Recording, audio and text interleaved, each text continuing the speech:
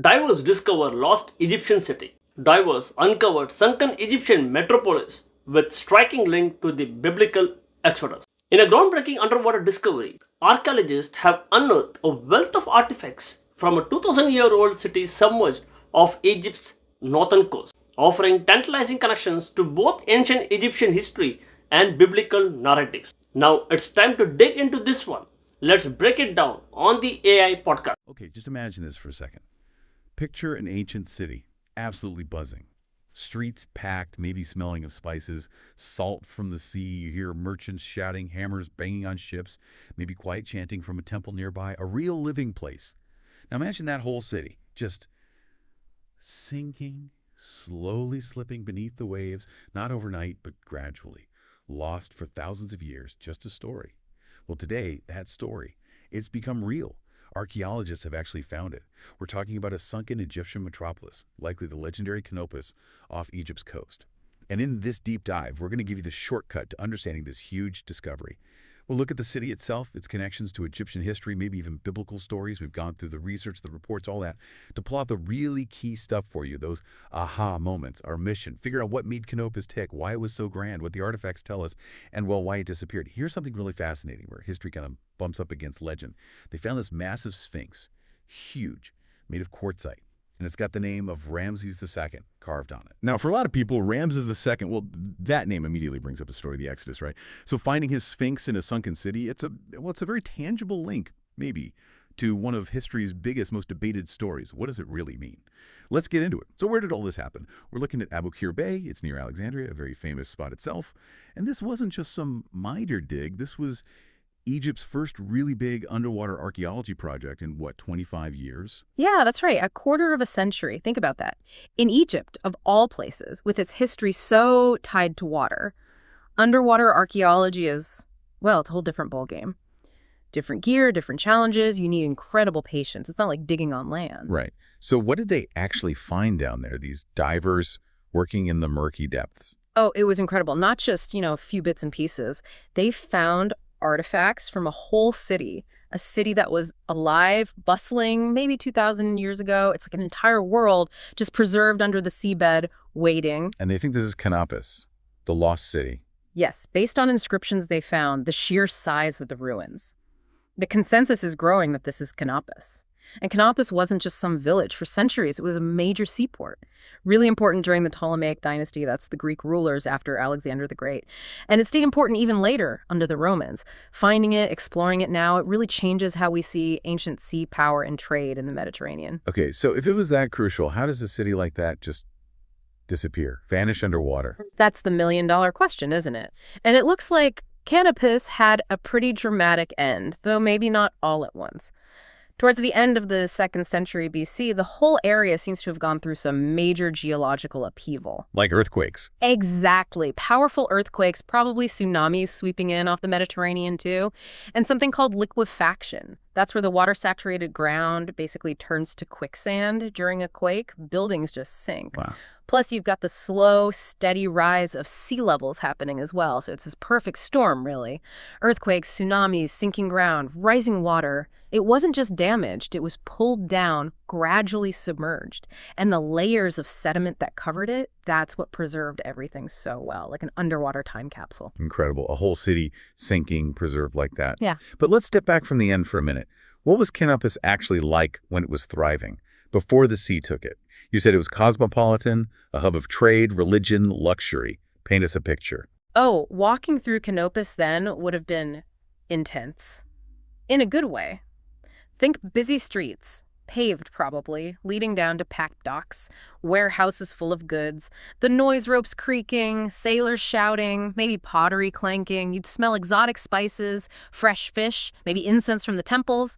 It was a place where Egyptian culture met Greek, met Roman. They all mixed together, a real melting pot. And the archaeologists are seeing proof of this, not just imagining it. Absolutely. The finds back it up. They found remains of workshops, potters, sculptors, maybe metalworkers. Shows local industries were booming. And the infrastructure is amazing. They found these huge rock-cut reservoirs for water storage. That's sophisticated engineering for the time, supporting a big population. Water storage. And didn't they find fish ponds, too? Yes, ancient fish ponds. So they weren't just relying on the sea. They were farming fish, too. Aquaculture, basically. Pretty smart resource management. Okay, so it was partly self-sufficient, but famous as a port. What evidence really nails its maritime power? Well, linking it to the wider world, they found the wreck of a merchant ship. Imagine the stories that ship could tell sailing the Med. They also found clusters of big, heavy stone anchors. That means lots of ships were mooring there. Right, like a busy harbor. Exactly. Yeah. And even the base of a massive harbor crane. Think about lifting heavy cargo off those ships. This wasn't just a local port, it was a major node in the ancient economy. Goods, people, ideas flowing in and out, connecting Egypt to Greece, Rome, everywhere. So more than just money and trade, though. You mentioned religion and culture. It sounds like people came for other reasons, too. Oh, definitely. Canopus was famous for its temples, big festivals, entertainment. It was a spiritual center, too. The big one was the temple to Osiris. Osiris was huge for the Egyptians' god of the afterlife, rebirth, fertility, agriculture. Supremely important. So people would travel there, like pilgrims. Yes, pilgrims came, especially for rituals linked to healing, maybe fertility. Having a major Osiris temple made Canopus a really significant religious destination, drew people from all over. And then later on, when the Romans were in charge, did Canopus kind of change its vibe? It did, yeah. It shifted again. Under the Romans, Canopus became even more luxurious, sort of a playground for the rich. Wealthy Egyptians, Roman officials, they'd go there to escape the hustle of Alexandria, maybe. It became known for its lush gardens, fancy villas, a very lively, maybe even wild social scene. Like a resort town almost. Kind of, yeah. Like an ancient spa town mixed with an exclusive resort. Imagine lavish parties, philosophical debates, maybe theater, amazing food, all right there by the sea. A real place of leisure and luxury. Wow. History, culture, indulgence. Sounds like Canopus had it all. But okay, let's get back to the discoveries. There was one find you mentioned earlier that really stands out. The crown jewel. Ah, yes, the crown jewel. Without a doubt, it's that colossal sphinx they found, made of quartzite. It's just monumental. The kind of thing that stops you in your tracks. You know you're looking at something incredibly important, weighs tons, carved with such skill. And the key thing, the inscription, it has the cartouche, the royal nameplate basically, of Ramses II. Now, Ramses II, that's a name most people know, one of Egypt's most famous pharaohs. Ruled for, 66 years? An incredibly long time. Known for massive building projects like Abu Simbel, powerful military campaigns. His name just screams ancient Egyptian power. Exactly. And this is where it connects to that other huge story, the one that gives people that aha moment, maybe. Ramses II is the pharaoh most often linked, both by historians and just in popular imagination, with the biblical story of the Exodus. Right. The pharaoh who supposedly enslaved the Israelites until Moses led them out, the whole parting of the Red Sea story. That's the one. So finding a massive sphinx of that particular pharaoh in this specific sunken city, it's quite something. It really makes you stop and think, doesn't it? But let's be clear here. This sphinx, it isn't exactly proof of the Exodus story itself, is it? What kind of evidence is it then? How does it connect? That's a really important distinction to make. No, it's not independent archaeological proof of the biblical narrative as written. We have to be careful there. But what it does offer is this incredibly powerful, tangible link. It connects us to the pharaoh who ruled during the likely historical time frame for those events, the New Kingdom, 13th century BC. It puts this major historical figure central to that narrative right there in a major Egyptian city that we've now rediscovered. So it adds context, makes that period feel more real. Precisely. It doesn't confirm the story point by point, but it strengthens the historical reality of Canopus itself, and it gives us this fascinating connection point to a story that has shaped history and faith for millennia. It's like finding a piece of the historical backdrop against which these ancient stories were told and remembered. It makes you consider that context in a much more concrete way. Yeah, that makes sense. A tangible link. It really does bring it closer. So beyond that connection, what does the Sphinx itself tell us about Ramses II's time? The craftsmanship, the art? Oh, it tells us a huge amount. This Sphinx is a prime example of the incredible skill and artistry during Ramses II's reign. Remember, this was an era famous for its gigantic statues, massive temples, military power, carving something this huge out of hard quartzite with such detail in the features, and then moving it, installing it. It speaks volumes about their engineering, their organization, their artistry. It's basically a projection of the pharaoh's power and divine status meant to last forever. And it almost did, just under the sea. Was the Sphinx the only big statue they found, or were there others? No, there were other significant finds, too, showing the city's long history. They found another colossus made of granite this time. We don't don't know who it depicts, unfortunately, but it's from the later Ptolemaic period.